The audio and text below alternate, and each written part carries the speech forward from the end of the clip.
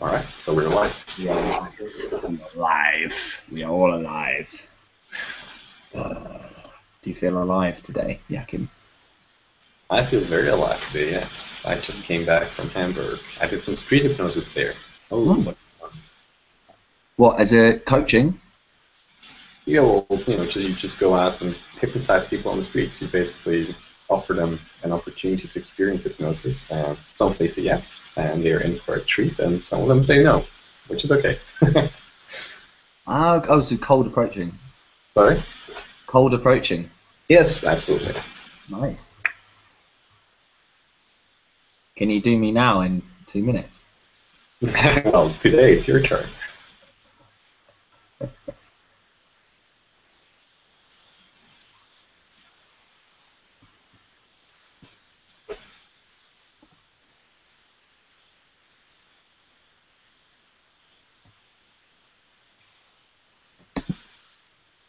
What's the weather like in where you at? It's absolutely crap here.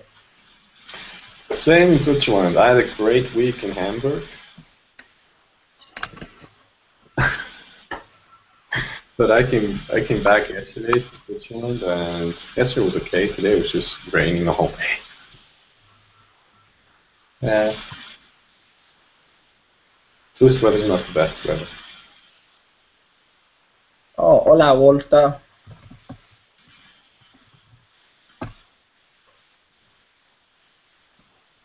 Oh yes, it's a good thing. If someone cannot hear us, let us know. Yeah, yeah. Charlie. Yes, Charlie. Hey, welcome, Charlie.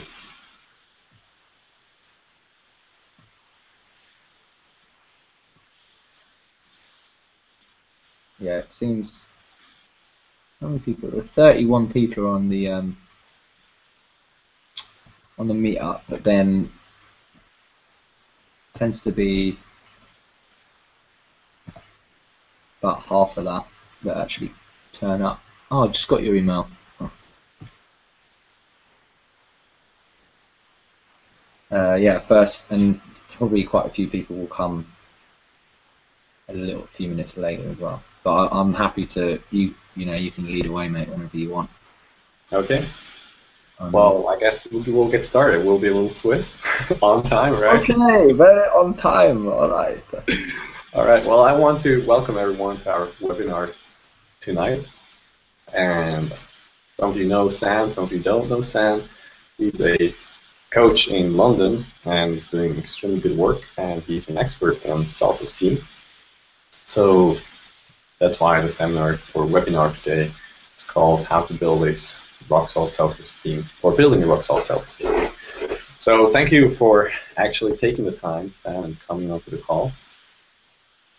And the first question really is, because not everyone knows you, is, if you can give us a little bit of your background, how you got involved into the whole coaching, self-esteem topic, and what has led you to become such an expert.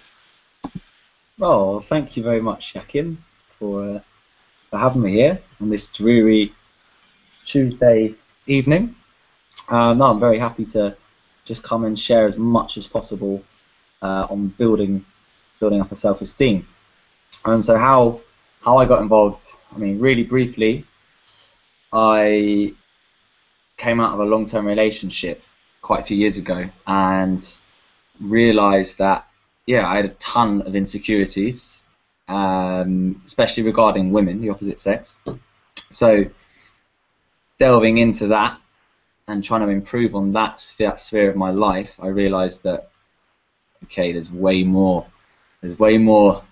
depth to this rabbit hole, and I realized just how much I cared what other people thought of me, just how much I censored myself, and how much I let society's kind of norms, like, oh, you should get a job and do this and do that because that's what you should do, right?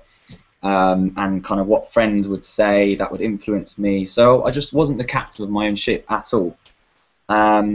Very externally validated, and it was so empowering when I made that decision, that conscious decision, to kind of say, screw this. I don't know quite now how I'm going to do it at the time, but I'm going to flip the script. I'm going to do something about this. I'm going to take control, basically, over my life. So I just took a ton of action myself, like anything that scared me, anything where I felt vulnerable, anything where I thought, oh God, what are they going to think of me? Or, oh, no. I just thought, right, do it. Just push the boundaries, you know, lots of reading, lots of action taking. And once I started liberating myself and realizing how liberating it is, it just seemed like the most obvious thing to help other people to do the same thing, because I just saw that I created my own prison, basically. I literally created my own prison, like we all do. We create our own barriers. I'm sure a lot of you guys have heard this all before. We create our own limits. And yeah, when you break out of them, we're like, whoa. So that got me into it, and yeah, I love helping people smash their own limits. All right, that's cool. So you have had a personal journey in the field, right? And I admire that you actually have taken, you know, the action, because some people, they build a prison and they don't really, you know, take the action afterwards.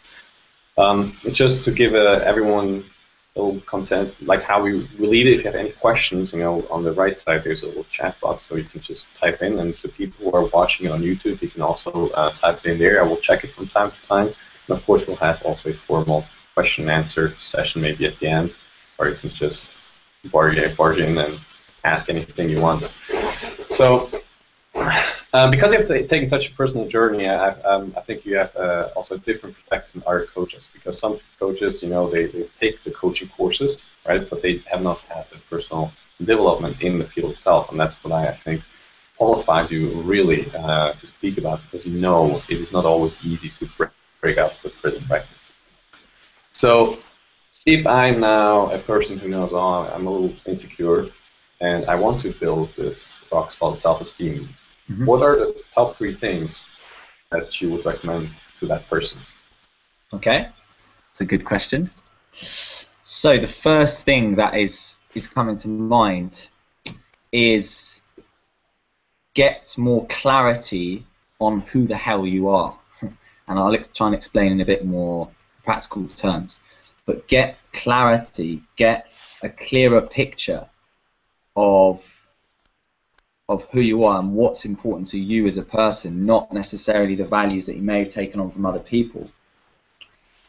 But work out what are your foundational principles, what are your core values, what's your inner constitution. Now I use the term, you know, what does your higher self look like? So there's various ways of saying it depending on what book you read or what vocabulary you prefer to use. But in a sense, get crystal clear on what is important to you here, and then that should be the foundation for every single action that you do. Every single action that you do should come down and be based on this foundation.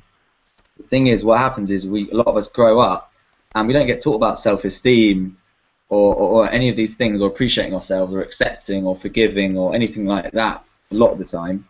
So we just forget, we don't really know who we are. We've taken other people's values on and we're just kind of getting tossed around. We've been programmed to seek approval externally. So the second thing I'd say, tying in with getting clear on what your foundational constitution is that makes who you are, I would say start validating yourself through showing integrity to yourself, rather than looking for it, you know, from your boss or your girlfriend or boyfriend or friend. Start validating yourself through your integrity, and to have integrity, you need to know who you are. You need to know what's important to you. So once you have that foundational block, then you know you can start acting in line with that, and then as you build up that integrity, your self-esteem improves. Is the camera all right, by the way? Because it's gone. Yeah, good. I'm just muting myself when you talk, so it's not always, you know, switching back and forth. So there's a little bit more attention on you.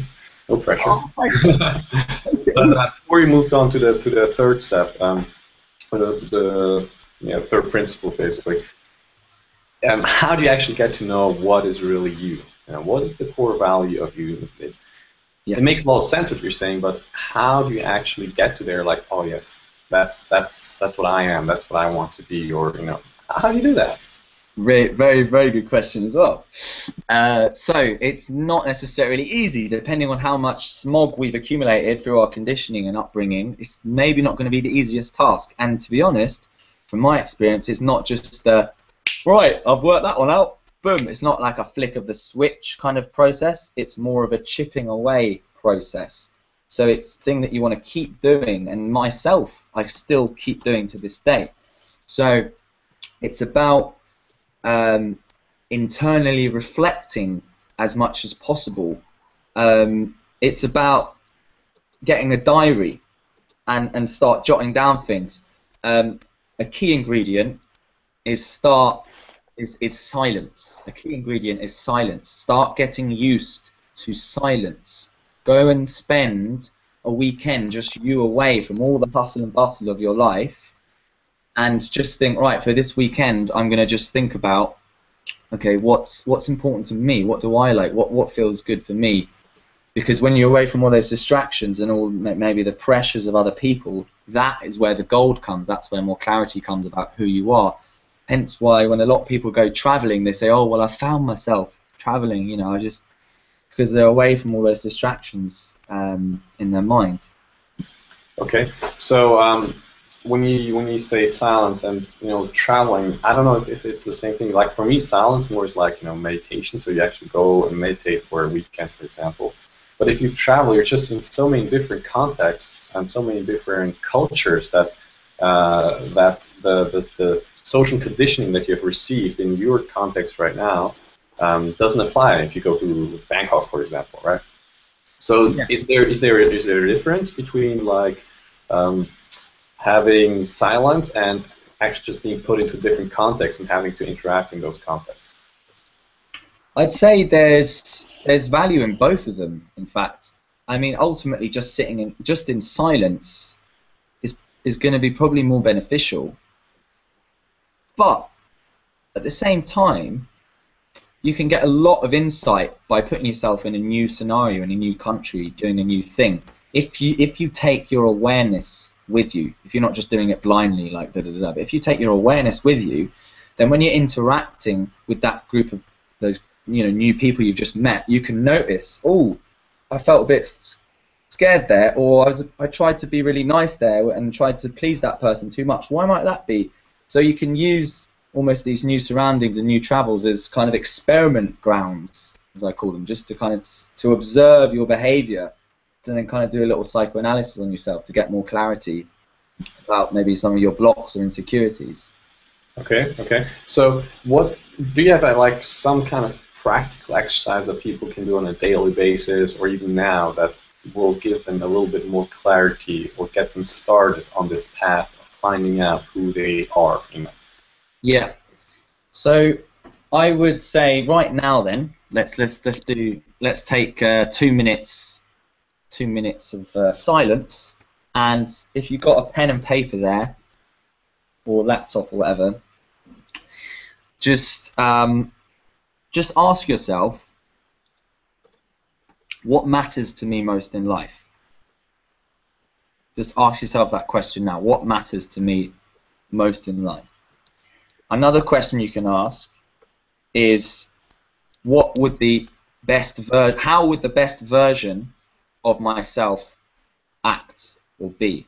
How would the best version of myself act or be? And what matters to me most in life? Now, take those two questions.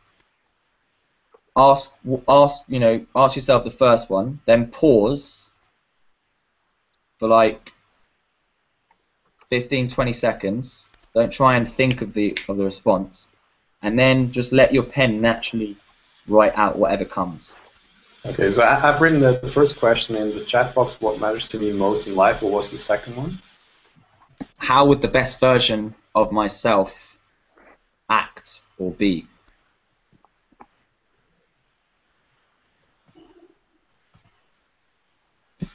Yeah. Okay, so let's do that then. 2 minutes, right? Okay, 2 minutes, guys. Do it. We can see some of your videos. Yeah, you may be muted and blurred, but we can see. We're gonna check it. Charlie, yeah, I can see you chilling there. Can't see Walter.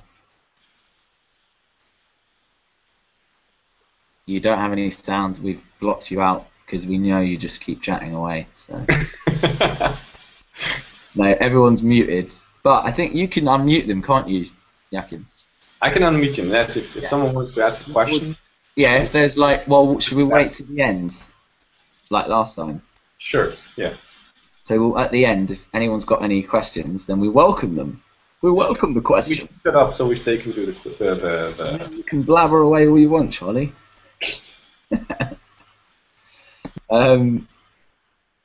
Yeah. So with these questions, actually, Yakin, you said the same thing in the webinar we did. The questions you ask yourself are extremely important. So these two questions are powerful, they're profound, and when you ask yourself these kind of questions, it's not about, as I said before, thinking of like the correct response. It's about asking yourself, what matters to me most in life? And it's that pause, it's that 20-second, 30-second pause where you're almost waiting for the answer to come rather than trying to force it, if that makes sense. Yes, that makes sense. And the more, it's not like you're necessarily going to get all the answers straight away, but through practice, through practice of being in silence, being comfortable with yourself, putting space between you and your thoughts, like through practice, you get a lot more clarity. But it may be really not clear at the beginning. That really may be the case. I know for myself, when I first thought about my values, as I used to call them. Now I just call it really, the highest version of myself, but same thing. But they've come a long way over the last few years, just through regular practice and regular reflection. That makes sense, yeah. So I think 2 minutes. That's about what we have done now. If you have not finished the exercise, then it should take a little longer. And of course, I recommend, because I've done such exercise too, not necessarily this one, but I realized the more you just sit down and take time to ask those questions again and again, you get different and higher quality answers. So I definitely recommend people to do it again, for example, tomorrow or tonight after the call and see what happens. So that's just from my side, that questions that you repeat and you actually want to have a good answer. That's the way to go. Keep bugging yourself. Yeah. Okay. So the second step was, build this integrity, right? So you start to figure out, what your core values are and who you are, and during that process, you start to act on those values. So okay, I am a person who wants to express itself freely in social interactions, for example. But maybe you're at the point where you're like, oh, I'm a little scared, It's not that easy to just express myself and walk over to this person, for example, give a compliment or ask them questions here.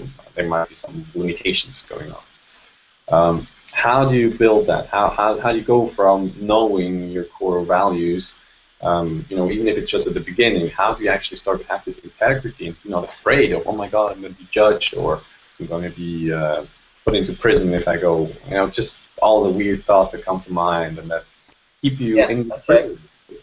Yeah, no worries. So there, I think you're touching on the value of showing vulnerability or being authentic, I guess, or showing courage. I guess it could be either one of those. So what comes to mind is baby steps, baby steps. Really think about what is the lowest hanging fruit, that you can take. It's just going to get you one little step closer.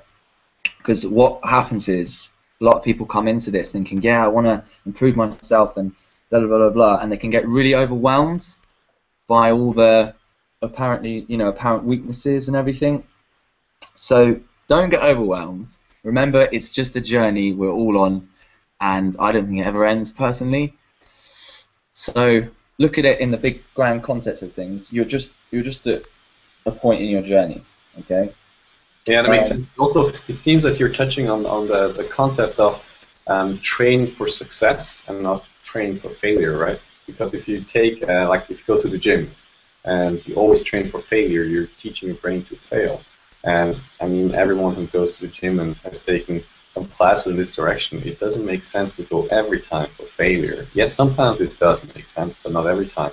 So is that something that you also do? You know, you as you said, you go for the low-hanging fruit and you build on the success. Is that something you understand correctly? Very, very important for yourself, especially when you're coming from a lower and more fragile place. It's very important. The small wins are just so crucial at the early stages.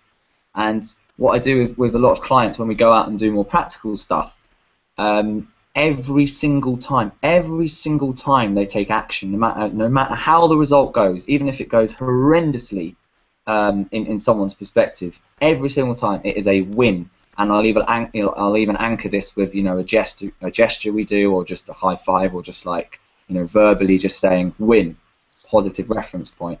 So you have to start training yourself to, yeah, every single time you take a little bit of action, even if you fail, let's say on the external front, you took action, and that is what counts. So you have to validate yourself for taking action, because that is showing integrity to yourself. It doesn't matter whether you do the thing well or not. So in terms of, yeah, small baby steps, if it is about, you know, expressing yourself or being vulnerable, just think about, right, what's like a little thing, a little small thing I can do just to push myself and be like, ugh. So it may be easier with doing it with some friends or some family members, someone perhaps you're more comfortable with. I know, you know, for example, a client of mine, a small step, but still was very significant, because they're all significant. All the steps are significant in building. But a small step was to put his background of his computer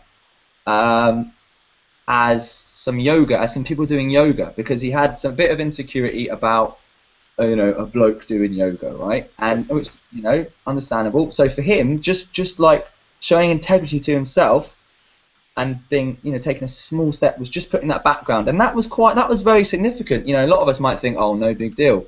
That was really significant. Another client, he used to watch Doctors, a program called Doctors, and again, he had a little bit of shame about watching that, because again, a lot of people might think, oh, why is that shameful? But for him, he had some shame, so it was not hiding it on the tube. It was putting it so everyone could see the screen. If they looked, okay, he's watching Doctors. So it's just little things like that, little things where you have a little funny feeling in your stomach, where you might be being judged. Start building up the small wins, and you do one of those a day, like, it's going to be massive. You're going to see massive improvements in actually not too long a time at all. Okay, that makes sense. But I'm just wondering if, you know, if I'm putting myself into the shoes, I'm like, how do I figure out what a small win will be for me? You know, it's like, I might be like, no, that's too small. You know, some people they have this, like, you know, something inside of them, like, you know, I have to push myself harder and stuff, and then they go out and they fail. So how would you go about at the beginning, especially, to figure out what is actually a small step for you? Are there some questions you ask yourself? Or? Yeah, I would say then, if you're not sure where to start, then you know, wake up tomorrow and say, right, today my task is to be aware of, as much as possible, of every single time I censor myself. Every single time I censor myself in some shape or form, whether it's avoiding the neighbor opposite you, like not saying hello to the bus driver, you know, any little thing, just be aware, just think, all right, I'm just going to be aware of today, like how often, and make sure that you do it in a very non-judgmental way. That's very, very important. It's not about you using that for more fuel to go, oh, look, see, my self-esteem should be even lower because I'm doing this, this, and this. No, no, no, no.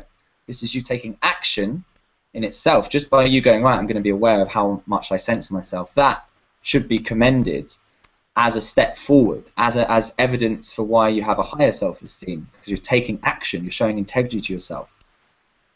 So yeah, does that help? Yeah, that makes sense. So basically, you find out, you start to ask those questions of who you are, and you find those core values, and then I guess one of the steps you can take is afterwards actually look at how you're leading your life this self-awareness and see where you are censoring yourself, where you're basically backing down, where you kind of want to go over there and talk to this person, but you're like, no.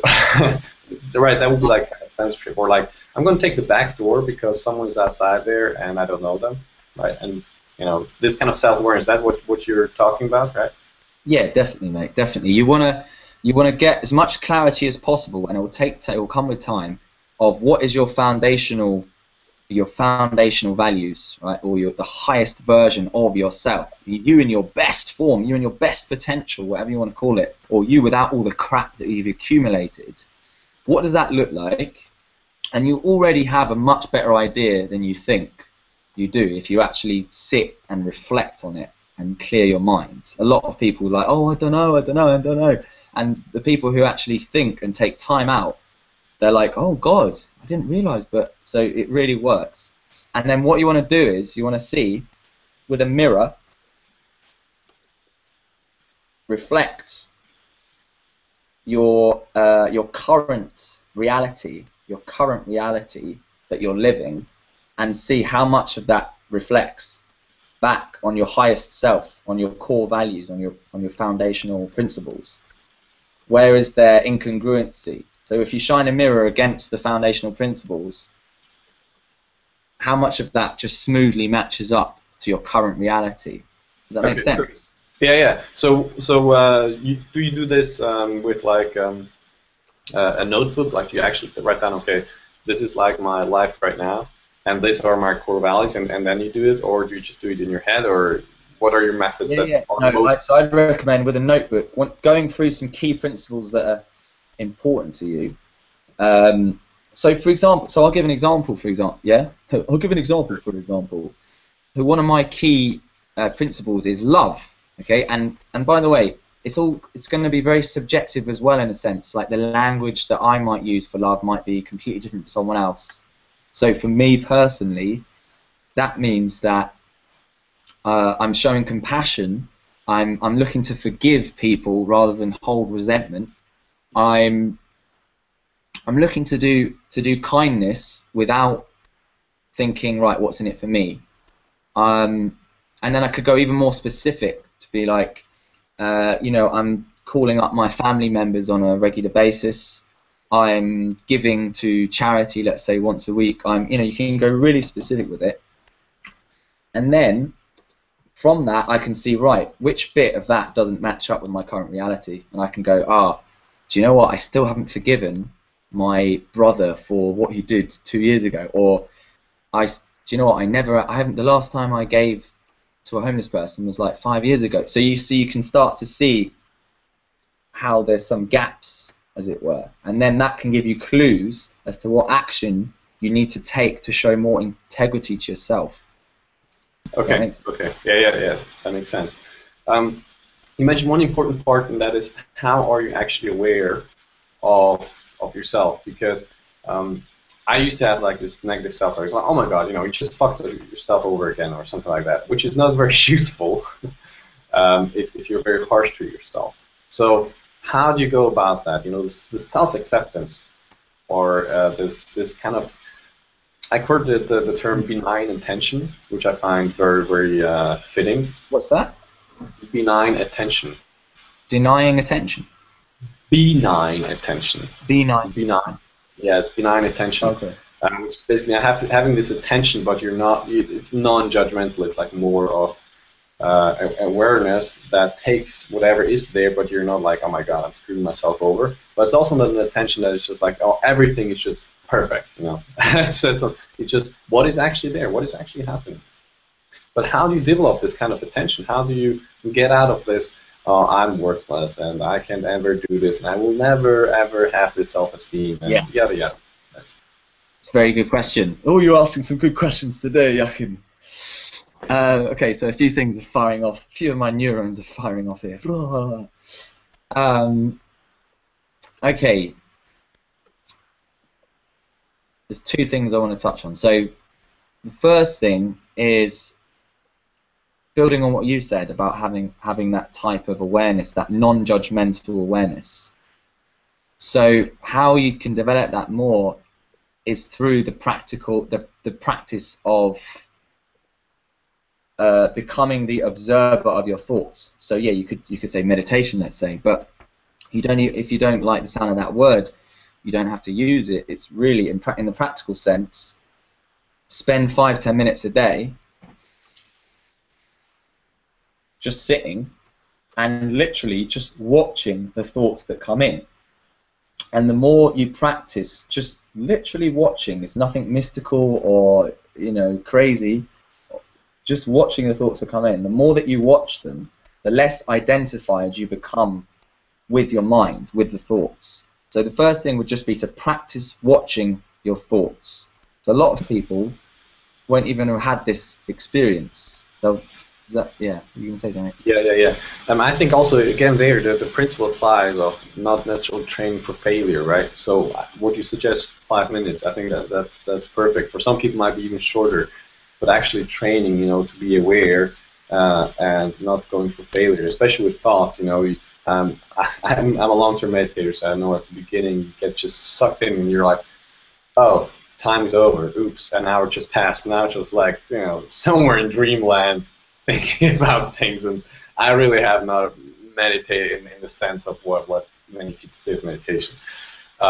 So that's why what I also advise for clients, and maybe you do too, is that you're mindful of your breath. So you do like a count. You count your breathing, and if you start to stray away, for example, at number 5 or number 10, then you just take 2 numbers off. So you go for 8 or just 3, and that's it. And then you just train success after success after success, so your brain just gets, that's what he wants, and not, because sometimes you screw yourself over by, oh my God, now I was away, I'm never going to get the watching my thoughts, like, oh my God. So that's what really helped me to figure out, go for successes again. Yeah, I like that with the breath. Yeah, so the key thing is to not identify with your thoughts, to stop identifying and stop taking every thought you have as the gospel. Stop taking every thought you have as the truth. Realize on a profound level, a thought is a thought. Yes. It sounds really simple, but it's a thought is a thought, and a thought you have, oh, I'm rubbish, I'm useless, can have just as much weight as, oh, I fancy a cheeseburger later, or I wonder what's on TV. A thought is a thought, and it's only when we attach to them emotionally, we attach and take that as the truth. Right, that becomes our reality. We take that on, and then we see the world through that lens.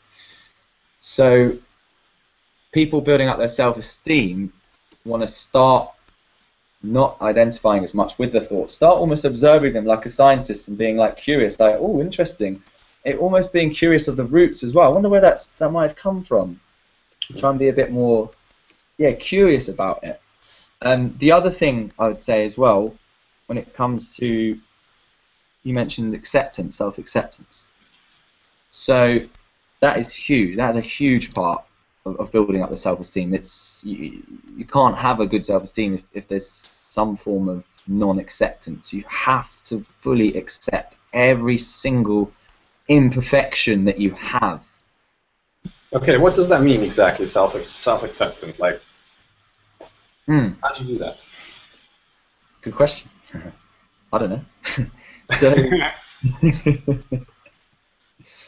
self-acceptance. It is what it is. It is what it says on the tin. It's about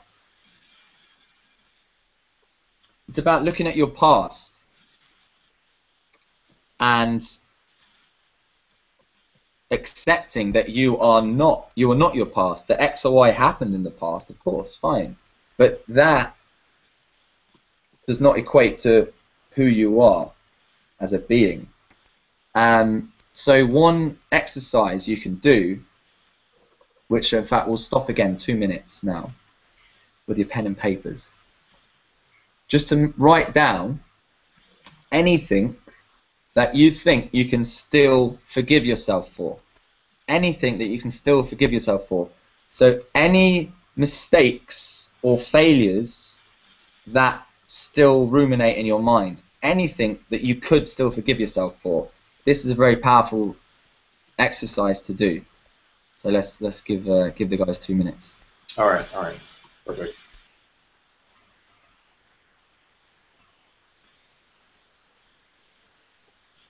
I'm also going to put it into the chat box in case anyone missed it.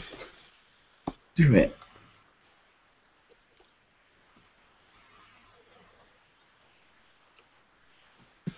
You basically said, what can you forgive yourself for, right? Yeah, what can you still forgive yourself for?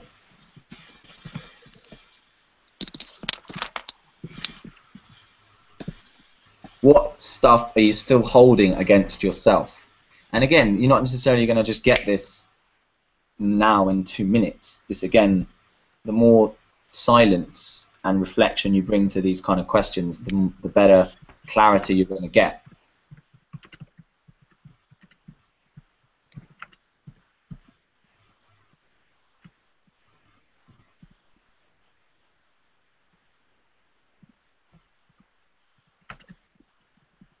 Yeah. So yeah, acceptance it's cleaning up. It's cleaning up. It's going through all the doors in your mind and giving it a good spring clean. And accepting, it doesn't mean you have to like or feel enthusiastic or positive about everything that's happened in your life. It doesn't mean that. It just means that on some level there's an acceptance. There's just an acceptance of what is. Because the more you resist reality, the more you resist what has been or what is, then that's where tension, frustration, anxiety, bad feelings arise. Yeah, okay. Now, I know acceptance is a huge part, as I'm coaching clients, it is always a part in, acceptance is always a part of a session, not always of a session, but, of a work we do together. I've seen people struggle sometimes really hard with certain topics. Now I know with certain topics, maybe it's just best to just go see a coach because it might just sort it out much quicker. But are there certain guidelines you know of that you can do to also sort out bigger issues that you're like, I just can't forgive myself for it, because maybe someone died because of it. So what's the question? Is there? The question is if there's any style tool that you would advise people if they still want to do it by themselves and not necessarily just go and see a coach, which I would probably recommend if it's a bigger thing. If there are any tools that you... Any tools? Well, the tool that I use with my clients is, which I highly recommend, is to write yourself a forgiveness letter. Write yourself a forgiveness letter. That's very, very powerful. Oh, that's really cool. How does that work? Like, you address it to yourself, so you're like, oh, dear Joachim or dear Sam, or something like that? Yeah. And you want to...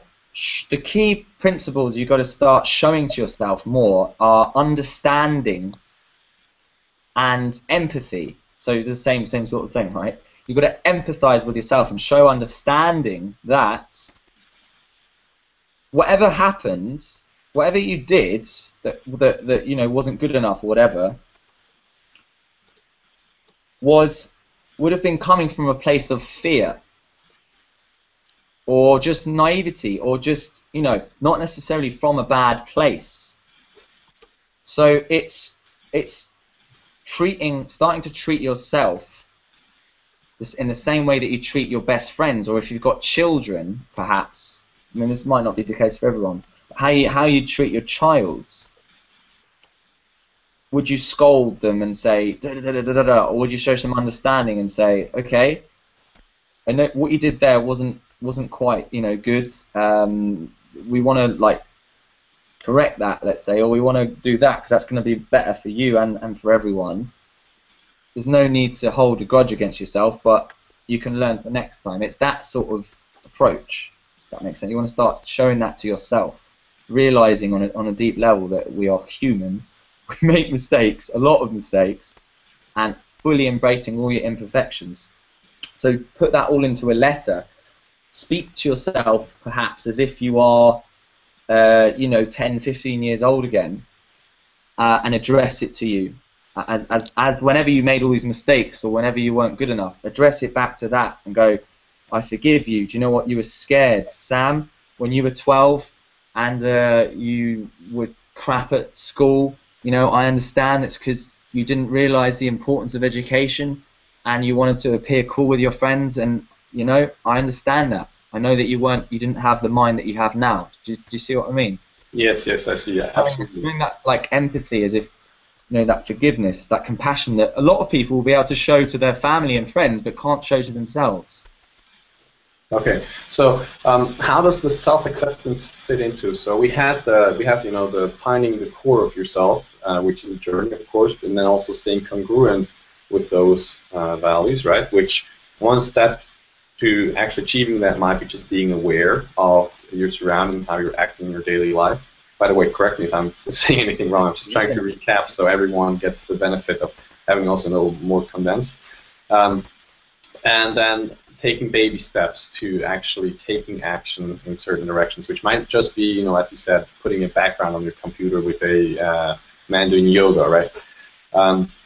And then the whole concept of accepting where does it fit into it, right? I mean, it's just part of. There's a good quote from I always forget his name, but a self-esteem guru guy, and talking about self-acceptance, and this is how it fits into self-esteem. And that he says, you can never leave a place that you've never been to.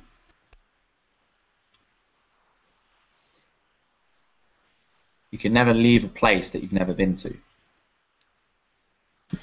Okay, you can never leave a place you've never been to. If you want to build up that self-esteem, that integrity with yourself, you've got to go back and take all this.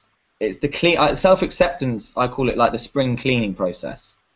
It's making sure the garden is nice and clean for you then to start planting some new flowers on with your action steps, with your new actions which are in line with yourself, which should come from a place of integrity. So it's like that spring cleaning that you need to do to move forward. Okay. So basically, is this part of the being having the integrity to be able to actually be and have this integrity? You have to clear out the stuff from the past. So you are not basically limiting yourself by your past. Certain triggers that trigger you off and have a certain response, and maybe anxieties that are overwhelming. That are part of this spring cleaning, right? Of asking and accepting. Yeah, I mean, you can keep any action is great, even if I think the spring cleaning can just be an ongoing process as well. At the same time of taking action, they complement each other. But yeah, the more that you've got that clean and forgiving nature with yourself, then you can start building on self-appreciation. That's the next step. So it's really self-awareness is what we talked about first of all. Getting an idea of who am I, what is important to me, where do I even need to be aiming for to start building my self-esteem, what actions do I need to start doing to build up my self-esteem, and then it's self-accepting, realizing, okay, I still hold a lot of crap against myself. This isn't serving me anymore. I forgive myself. I let go of all this stuff. One thing I was going to say is turn all your failures, right, into blessings. This is another great exercise I was meaning to tell you with self-acceptance. Turn all your failures into blessings. So, even the most horrific things, I'm sure you can turn into blessings. So even if it's like, I crashed a car and, my friend went to hospital for it, and people could still hold that against themselves as being a bad person. But hey, you didn't mean to do that on purpose. You acted because you were trying to be cool or whatever. But that is a blessing now, because you are never ever gonna, take life for granted, perhaps, or it's really made you appreciate that friendship. Do you see what I mean? So you can turn actually the failures into blessings. Yes. Okay, so that's another part of the self-acceptance, right? Yeah. So where you mentioned self-appreciation. Where's the difference to self-acceptance? Is it like another step forward, or like how's it? Yeah, I'd say that most often clients come in, and the first goal is self-acceptance, and just starting to get a roadmap of, as I said, their values, their foundational principles, because the more they start taking action in line with that, then naturally their self-esteem just starts boosting up, and it's just amazing.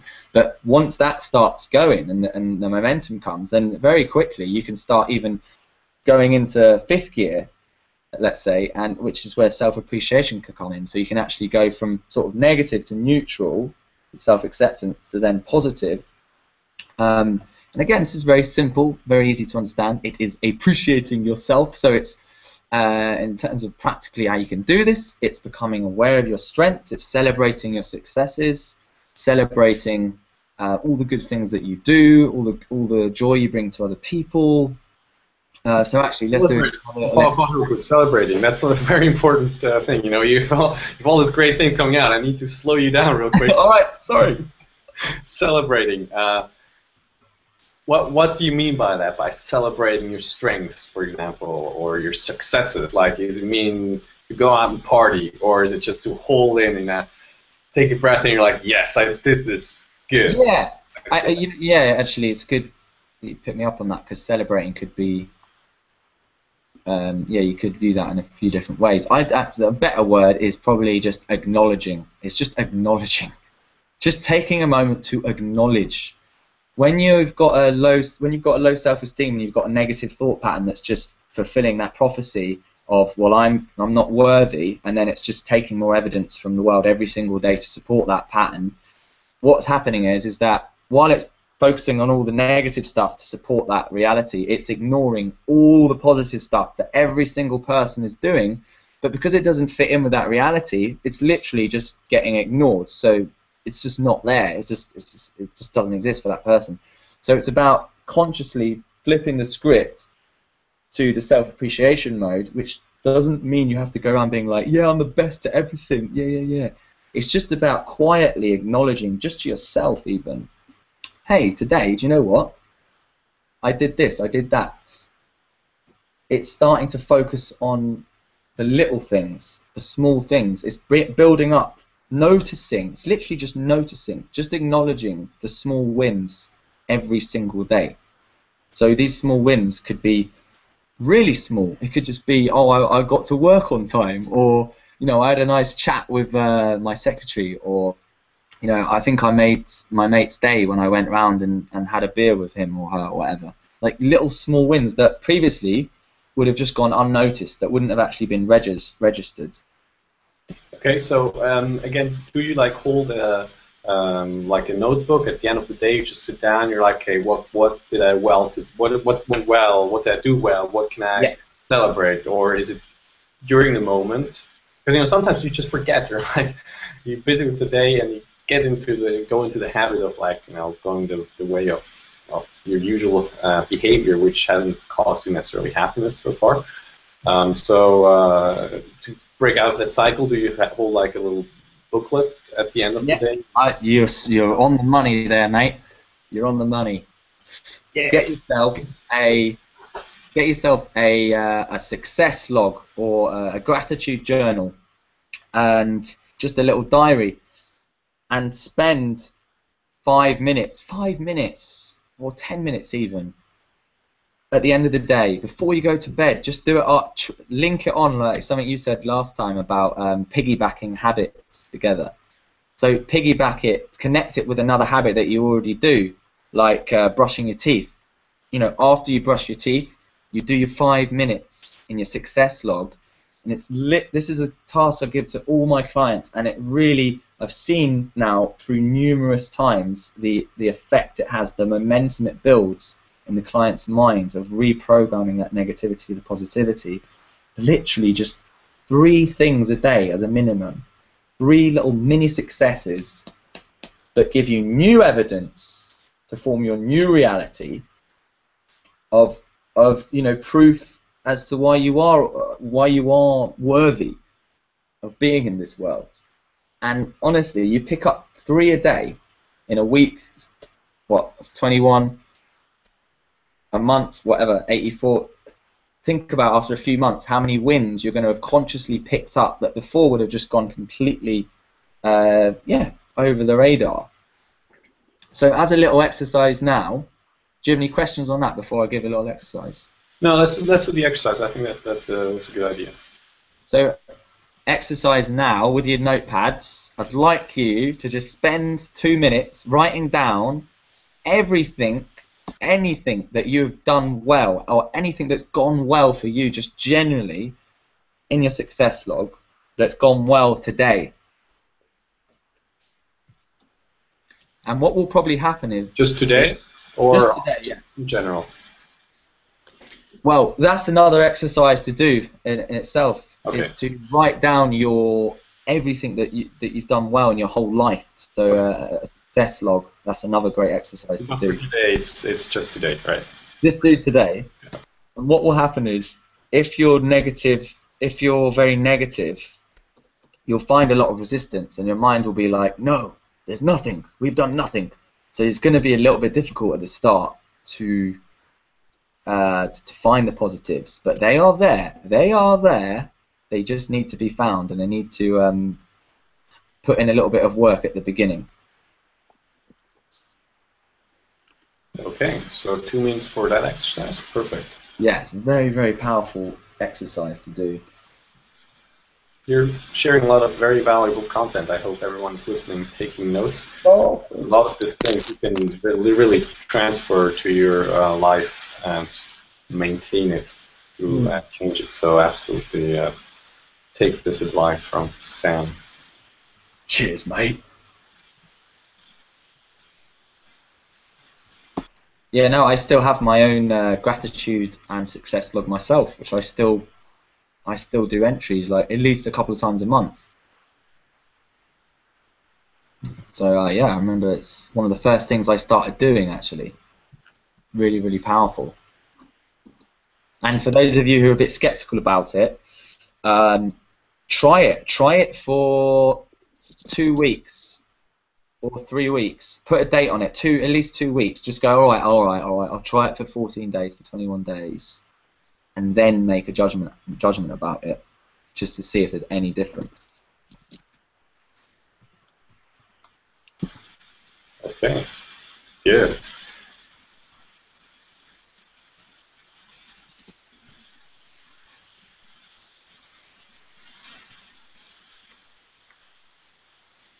All right, maybe we can move on. All right. The next point you have mentioned, well, you actually haven't mentioned here, but it is mentioned in the meetup. It's self-maintenance. What are your thoughts, or what do you mean by self-maintenance? Maintenance, yeah. Maintenance. This one, it just means maintenance. It just means looking after. It's very, very obvious. Again, it's just looking after your mind and body as much as possible, doing nice things for yourself, treating yourself. Again, if you're not looking after your body and your mind and wearing yourself out, again, it's very common sense, but that's not going to help your self-esteem. The more that you actually treat your body and mind with such care and go, right, this is a beautiful gift I have, I'm going to take care of it, that is going to start affirming your self-esteem. So very simply, it's just thinking about your diet, about your exercise. It's thinking about your sociability as well. How much are you staying inside as a recluse? How much are you actually mixing out with friends? It's also talking about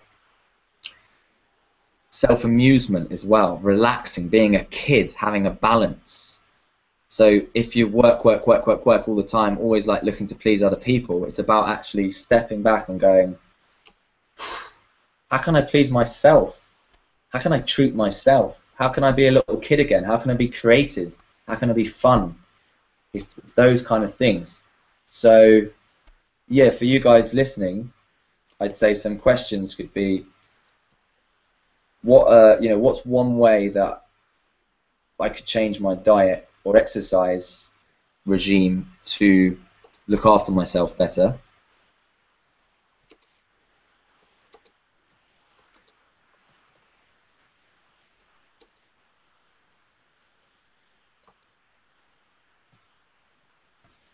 And make a list of any activities that you want to, you know, any activities that you enjoy for you. You know, I was with a client recently, and we made well, one of her action steps was to make her own love affair list, a love affair with herself. Right? She's building up her own inner strength and confidence, and building up, doing activities just for her, just for her. So create your own, yeah, I'll write here, you know, create your own love affair list. Take yourself on a love affair. What stuff do you love to do? What stuff do you think, oh no, I shouldn't really do that for me? And it might be hard at the beginning. If your thought pattern is, you know, I'm not good enough, blah, blah, blah, you're going to find some resistance. It's going to be uncomfortable. You might even feel some guilt. That is normal. That's fine. That's just that mind pattern just reacting to it. So try and push past that initially and think, no, it's right. I deserve to actually look after myself, treat myself, do things that make me happy. Be a little kid. Like, a great way is just to think, what things do you love doing that are really creative and a bit silly, perhaps, you know, that maybe you did years ago, but you just haven't done for ages. Starting doing things that bring out that child inside of you is a great way to build up your self-esteem. Okay, yeah, that's very, very powerful. Like, so I think it's very useful for a lot of people because we get easily sucked into work and, you know, many things that you have to take care of. So I think to actually have a lot of hair list is very useful for many people out there, that you actually appreciate, you know, take time for yourself, because you will, you know, it will change your life in any area, you know, how you interact with your kids, your partner, your work, if you actually have taken care of yourself also. So very, very powerful exercise. Very good. So just to recap again, we had the first building block is finding your core values. Second building blocks being, you know, having the integrity, which can have different steps of actually just being aware, you know, of what is going on in your daily life. Where are you not doing what is where you're incongruent with your core values, and, you know, having this notebook where you write down, hey, you know, this is my life, how I lead it currently, and those are my core values, and I see the mismatches. But have it with a attention that is not like, oh my God, I'm going to beat myself about it, but actually, you know, noticing it, right, acknowledging it, and then having baby steps of saying, okay, I will change now something that I can have a success. Maybe just go talk to the neighbor, for example. And if that's too big, just saying maybe hi from 10 meters away, right? The whole meditation part, I think, is an entire thing that goes with everything. You know, the silence, finding goes with, I guess, with the core values. You know, being silent, being mindful of yourself, and then the entire thing with accepting yourself, going back into the past, and writing yourself this letter. You know, I forgive you for whatever that's happened there, and you understand, right? You understand why it happen this way, and also actually changing the failures. Try to see, goes into the reframe thing, right? It's such a bad thing, and my life is destroyed. You know, try to see, okay, what's actually the good thing about it, right? And then have also the success journal. So with this, which is, I've done this many things good, maybe just very small things, but those are a very good thing. And then the love journal. Yeah, did I miss anything? Mate, that was a beautiful summary. Very good memory you've got there. Yeah, well, when you're working with clients, you better pay attention to what they're saying. Okay, that's very good. We're moving right along, right? And one of the, I think, very important topics, and I think it ties in with everything we've done right now, is showing vulnerability, right?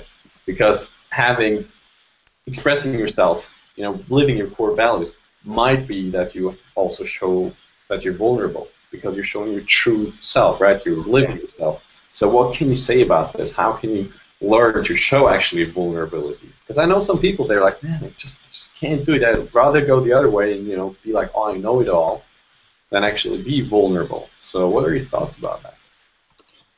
Yeah, I guess we've touched on that a little bit with, showing, putting the yoga thing on your laptop or things like that, taking small steps to do the things that where normally you'd sense yourself, you think, no, no, I'm gonna show a little bit of me.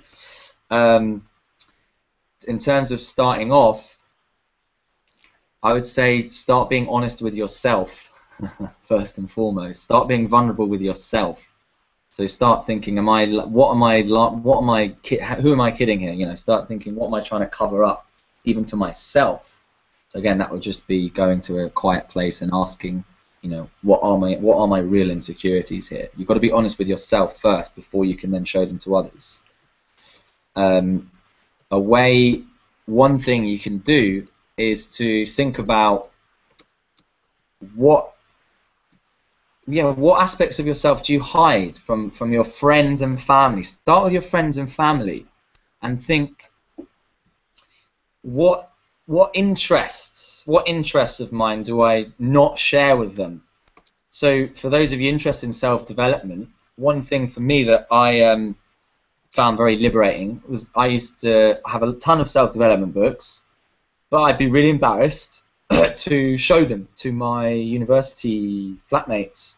So one thing, when I was masterminding with an inspirational friend of mine, and we kind of would set each other action steps to do, and my one for that week was to go and read one of my personal development books in the living room. So, people would see the book and go, what? Why are you reading that book?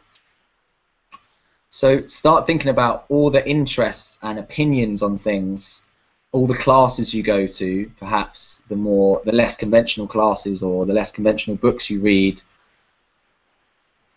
and start sharing that with other people. Start sharing that with your friends and family. That's a very good thing to do to show vulnerability. Yeah, and also with, as you said, with yourself first. So, like if you do it with yourself first, what would that be? Is that going into the self-acceptance, self-appreciation part? Is that something that goes into this topic, or is it different? Yeah, I mean, I think vulnerability is almost like a layer, isn't it? Just going through all of them. It's all very vulnerable process. But I would just say go into a bit of silence and ask yourself. I'll write the question: what are my insecurities? What am I insecure about? What things do I hide? And try and get specific as possible. Okay, should we give them again 2 minutes just to get your brain a little bit more engaged with the questions, and then we'll move on? Good idea, mein Freund. Right. All right. So guys, take 2 minutes, and then we'll move on to the next topic.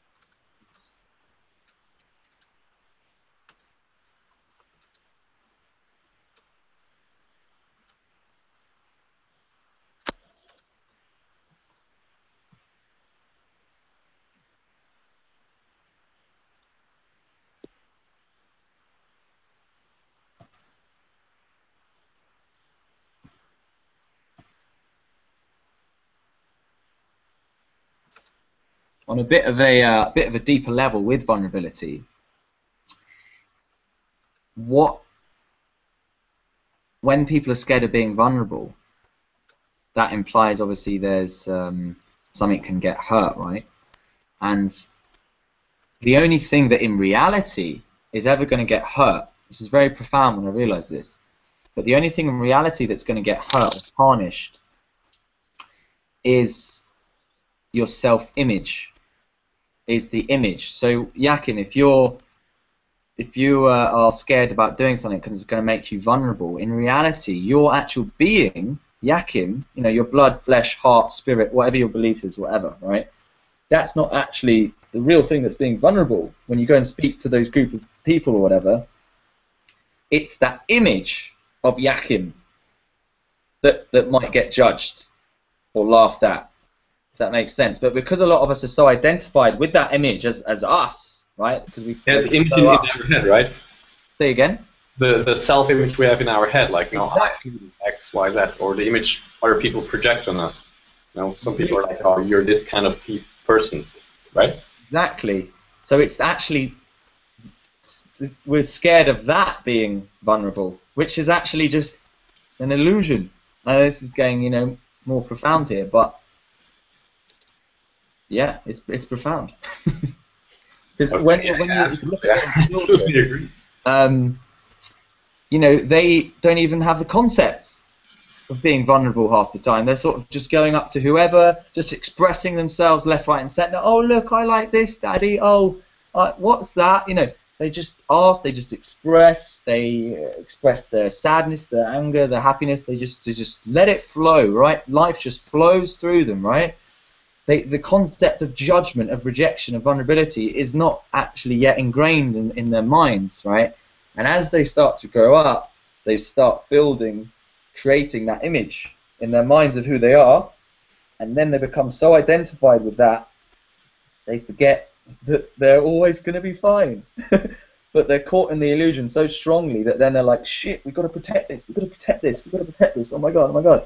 And it's all so flimsy by nature just because it isn't even real that no wonder people get all this fear that does feel so real, because it is kind of real. Yeah, absolutely. And with that, with the whole vulnerability, it also goes into the topic of, you know, facing your fears, developing courage. What kind of exercises would you actually give to people to develop courage? Besides, you know, taking baby steps, what kind of exercise would you add to build the courage to face your fear? What would you recommend? Okay, so again, these are just some simple questions you ask yourself. What are all the things that scare me? Also, a good thing to do is to write yourself a bucket list.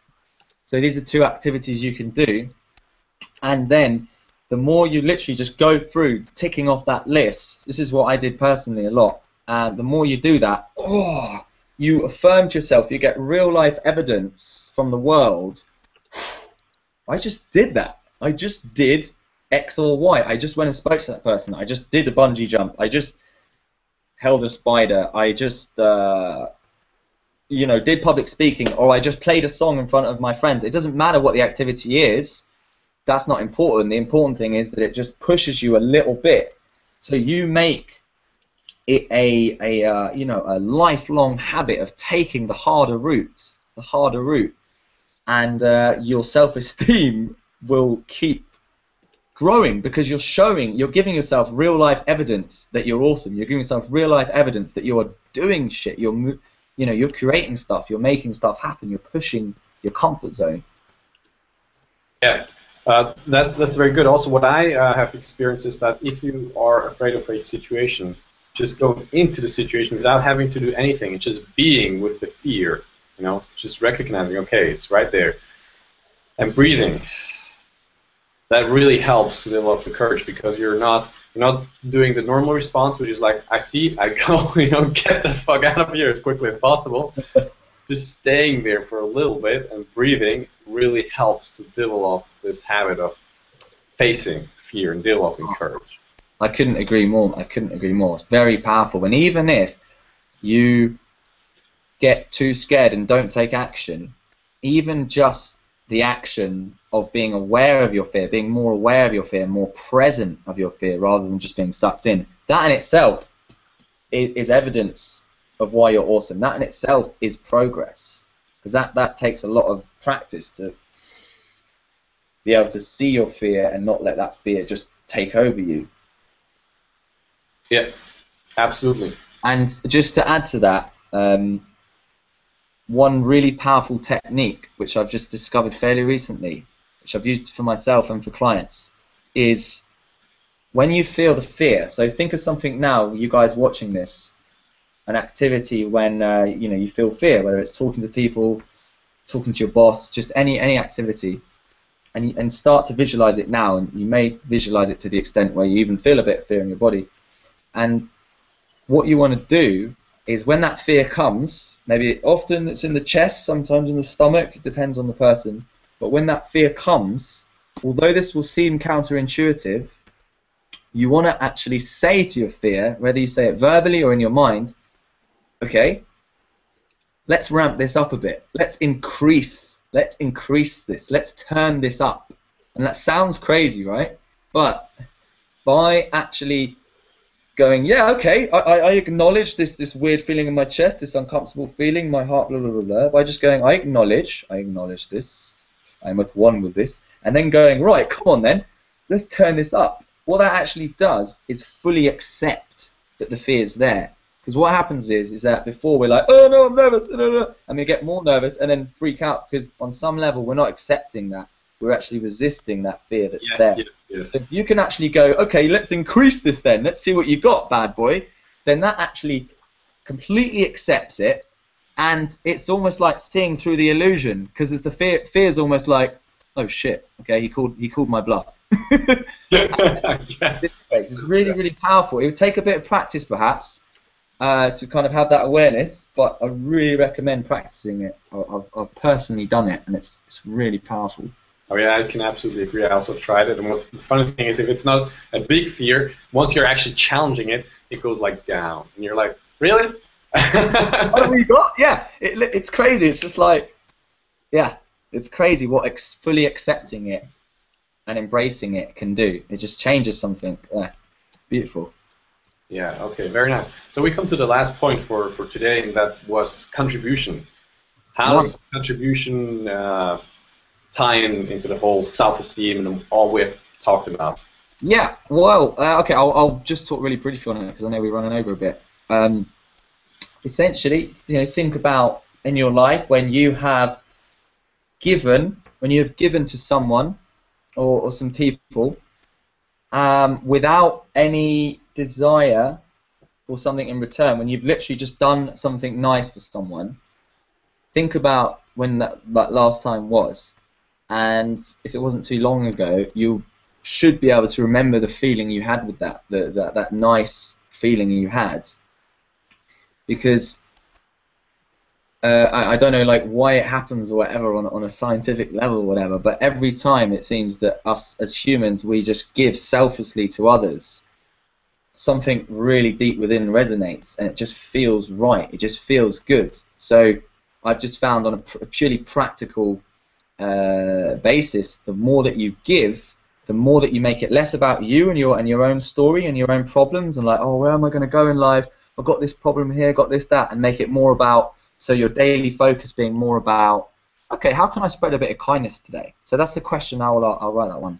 How can I spread some kindness today? If I ask myself that question, which I can do more, to be honest, but I'm doing it more and more as I grow older, I get a lot less anxiety, I get a lot less in my head, I get a lot less negative, and I feel a lot better about myself. And it's a bit of a paradox, because it's not about doing it because you feel better about yourself. It's just like the natural byproducts. But I know people could say, oh, you're just doing it to... No, that's not... You don't want to do it for that reason. You don't want to do it because you're going to feel good. You just will feel good. Just do it because you want to do it, if that makes sense. Yeah, absolutely. And it's just recently I heard someone say, it's not about you. It's about them. You know, if you go into an interaction, if you want to spread kindness, it's not about you. You know, get out of your fucking mind into your life. You know. Yeah, exactly. We're so self-absorbed, myself included. We're so self-absorbed with our own story that we think everything's about us, and you know, not in a selfish way, just in a bit of a naive way, really.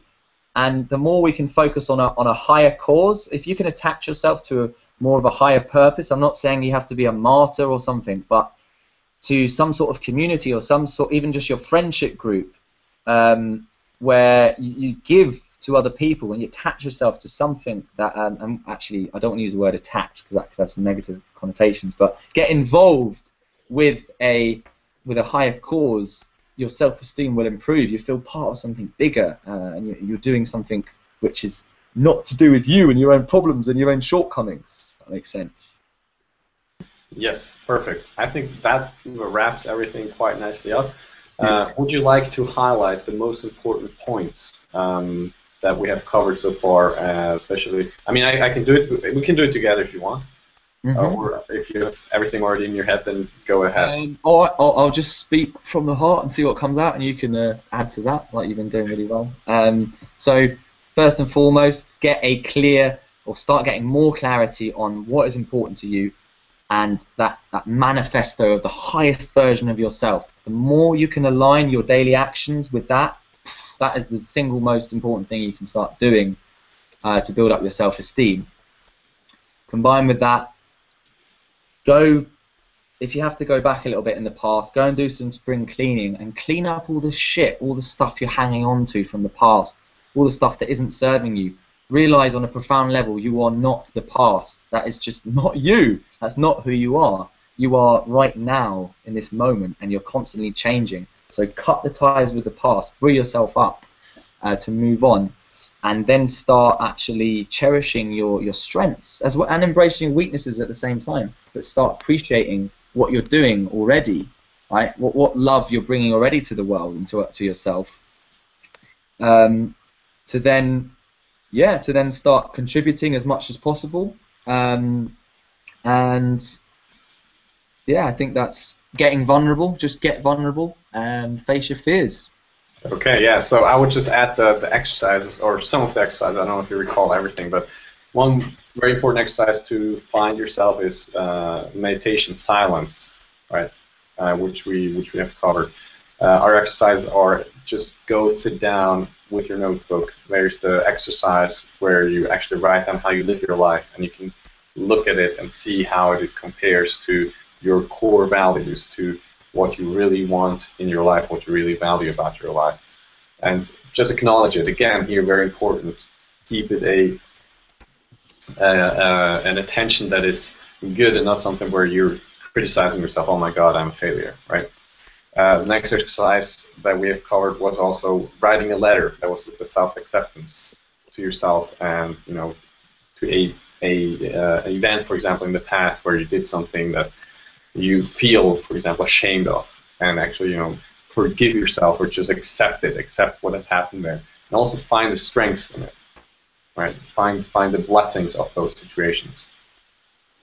And with anything, with the core and the integrity, being integrity to your core values, always look at baby steps. How can you take the next small steps? Go for successes in any exercise that Sam has shared here. Go for successes. Don't try to play the hero. You can be the hero at the end of the last 1,000th step. That's fine, but you're not serving yourself if you go out and you try to do it right away, the biggest step you can ever take, and you don't succeed with it. You're not going to do yourself any good. With some people, that's the approach to go, fine, but I would personally recommend go do the small steps, right? Any other exercises we have shared? I think you covered the main ones. Just think about the questions that you ask yourself. So the ones we've got written down there, just take a note of them regarding your insecurities. How can you spread more kindness? Your bucket list, things that scare you. What things are you hiding? Start being honest about all of these, and then taking some action. Okay, so I think that wraps it up. And Florence has already asked a question, and that's perfect because now is the question answer time. So if you have any questions, you can just type it in there, or you can say that you want to be unmuted, and you can actually talk to us. Florence has written to us, do you guys think showing vulnerability is being negative about oneself? Like when we're meeting new people, we always need to sell good things about ourselves to get response. What are your thoughts about that, Sam? Okay. So yeah, often people have a bit of a issue with showing vulnerability. So what I mean by being vulnerable as well in that sense is not necessarily going to a stranger or to someone and just breaking down and just being like, these are all my weaknesses, this is my vulnerability, this is oh, it's not about going to the other extreme where you're just expressing all your vulnerabilities all the time to everyone. It's about what it is more about, really, is not censoring. It's about not censoring yourself rather than just showing your vulnerabilities for the sake of showing them. No, no, no. It's just about if you're in that conversation and you feel a little bit nervous, for example, it's going to be far better for your self-esteem and for the conversation, actually, for the success of the conversation, to express that and say, do you know what? I feel a little bit nervous at the moment. Just being honest here. Yeah, you actually intimidate me a little bit. Whoa. Whatever. It's about that rather than going, by the way, this is my vulnerability. I'm insecure about this. I'm also insecure about this. It's not about going to that extreme. And then you've put here, we always need to sell good things about ourselves to get a good response. So I personally wouldn't even adopt that mindset. I would come from the place where you don't need to get any good response from the other person. Perhaps you would like a good response. Perhaps, I think all of us, myself included, I'd love to have good responses in every interaction I have. But there's a big difference between wanting and needing. So I make sure beforehand, before I speak to someone or I give a presentation or something, I make peace in my mind. I say, yeah, I know I'd love a good response. That would be amazing. Like, I'm not going to deny that. But I don't need that. I don't need that to validate me. I don't need that to make me feel good. I'm using my own integrity. I'm using the very fact that I'm taking action, the very fact that I'm going over to speak or to give the talk. That is the gold. That is the positivity I take. Awesome if I can get a good response, but I don't need to sell myself to get a good response. If that makes sense. Okay. I hope that has clarified. If not, just type in again. And the other people can also just type in, let us know what your questions are. That's the time to pick his brain. Now's your chance to ask any questions. Yakin can unmute you and you can talk away. Oh, Charlie's come back, eh? Look at that, just in time for questions. Yeah. So we'll just give you some minutes, and if there are no questions, then we'll wrap the call up. No worries, Florence. Come on, someone must have a question. You must have a question. Now's your chance. Yeah, and it's also don't waste this chance. Go vulnerability. And it's a chance to actually ask something about your life where you feel like, oh, I don't really know how to apply some of those tools in my life. Perfect. Go ask questions right here. Because if you have the questions, probably someone out there has the same question as you. So you can contribute to others as well. Sorry, what? So you can contribute to others as well. Yeah.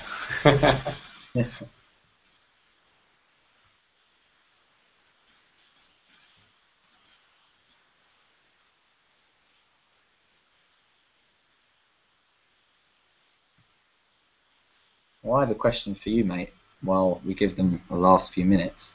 Okay. What have you found most powerful have you come from a place yourself of building up your own self-esteem? I had a pretty good self-esteem, but it was, I was wrapped up, like when I knew I had to perform, for example, no problem. I just go out, I just do it. But to have it like the self-esteem in everyday life, I've struggled a little bit with that. Like not if I know I am going to a party, that was okay, but just like going out, expressing myself, for example, on the street. And I wasn't aware of that at first, and just bit by bit I became aware. Wait a second, why the hell am I not doing this? Oh, okay. So that's where I had struggled with self-esteem, but not necessarily like with other things, like because I played the cello, I did martial arts, and with that you always have to perform. I'm teaching now hypnosis, so I have to go out in front of people and do that. That was never an issue for me, but I always had the purpose there. And I have now learned also, if you don't have a purpose, you can just be yourself. And that's very powerful, I think, very liberating. Yes. Any questions? Well, as while we're waiting, tell us what are your plans like in the future? Do you have any things coming up? Oh yeah. Well, the only thing I've got coming up in the very near future is a retreat that I'm doing on the 13th, 14th, 15th of June. There's only one space left at the moment. So this is, woohoo, Charlie's coming. So yeah, one space left. I'm really, really excited about this. It's going to be 3 days away from all the hustle and bustle of the city, and this is to give people the opportunity to get to know themselves better, to get to know who the hell are they, what the hell is important to me, with all this noise and stuff away. Who am I, what's important to me, and start helping them to practice that ability of watching their thoughts. So for those of you who want some more experience in meditation and things like that, and even just relaxing the mind, it's going to be awesome. All right. There's a new question. If you want, you can read it out. So the people who don't see the chat box, you know, for example, like on YouTube, they know it too. Yeah? Yeah. Okay. I'm told you that... Oh, sorry. One sec. The question. Bad phone. We chat the other day. I told you that I'm doing really well financially and doing the things I've always dreamed about, but socially I'm still struggling. You say I probably have to allow myself to be more vulnerable. How being vulnerable helps being more sociable? How does being more vulnerable help being more sociable? So, okay. Okay. How does being vulnerable help being more sociable? Okay, so, well, because when you're going to communicate with someone and you're closed up, you've got defensive, you've got a mask on, you're scared of being vulnerable, then the interactions are awful. The interactions, well, they might not necessarily be awful, but there's going to be no chance of a connection, which at the end of the day, that's what we all want as humans. There's plenty of people I know, plenty of coaches even I know in the kind of social confidence area that are very, very good conversationalists on a certain level. They can go over, they can wear their mask, they can go, hey, how you doing? They can appear charismatic, they can kind of make someone laugh, they can even have good conversation skills to an extent, but if they are not being vulnerable themselves, if they're not being honest with who they are, with how they're feeling, with what's really going on inside, then there's this block. If you guys think of a time in your life, or just you know, might happen quite often, where you speak to someone, but there's just something a little bit not quite right, or there's a little block there. So you're kind of talking to them, but you're aware, maybe on a subconscious level, you're aware there's just a block there. There's something that's not being open, and it can frustrate you, and ultimately you don't have that connection. So to answer your question, being vulnerable allows the conversation to flow more authentically and thus connect. Yeah, I would absolutely agree. Ringing phone. So, any more questions? If so, just let us know. From my side, I'm actually holding another webinar with Sam Davis next week on Tuesday, and it's going to be all about habits. So, how you can build habits and maintain habits. For example, those exercises you have today, and you want to actually implement them in your life and make them a habit. That's a very good thing. If you want to participate in this webinar, feel free. I will advertise it on the meetup group, on my meetup group. I don't know if you would like to be there, do it on your meetup group too, because, but you know, however you want. Yeah. Oh, perfect. Good. There you go. You got a fan, mate. Watch out for the fan, mate. Yeah. Well, are there any questions? Otherwise, we'll wrap up the call. Oi. I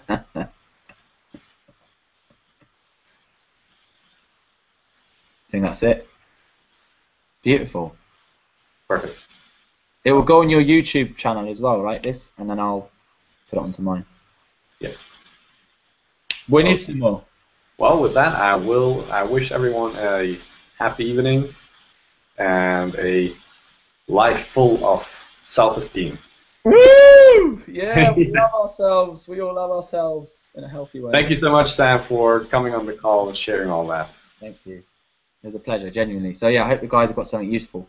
Yeah, and thank you everyone who actually showed up here also. Perfect. Beautiful. All right, I'll be in. Ciao. Bye-bye. Oof.